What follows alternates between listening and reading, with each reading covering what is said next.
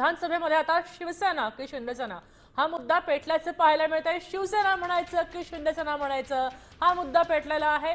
शिवसेनेचे दोन भकला झाली आणि त्यानंतर शिवसेना, शिंदेसेना आणि ठाकरे सेना असं म्हटलं जायचं, मात्र आता हा मुद्दा पुन्हा पेटलेला आहे।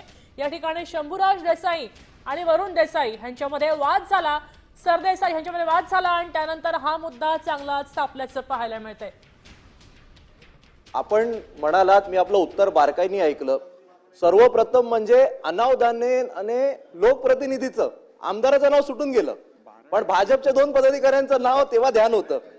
शिंदे सेनेच्या एका पदाधिकाऱ्याच्या वेळी ध्यान होतं आणि दादांच्या माजी आमदाराच्या वेळी ध्यान होतं। ठीक आहे, माझं काय म्हणणं आहे, हा विषय माझा नाहीये। मी तुमच्याकडे मंत्री म्हणून पाहत, राजाने प्रजाला उदारमनाने देऊन टाकलं पाहिजे।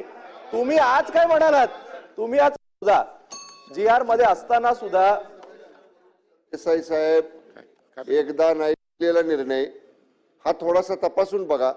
निवडणूक आयोगानं घटनेनं कायदे तपासून शिवसेना धनुष्यबाण हे या ठिकाणी आम्हाला दिलेलं आहे। आमचं नाव शिवसेना आहे, खाली उभाटा वगैरे असं आम्हाला जोडलेलं नाही, त्यामुळे आमचा उल्लेख करताना शिवसेना म्हणून करावा।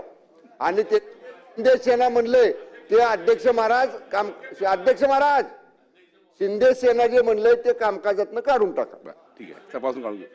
चला पुढे जाऊया आपण। काय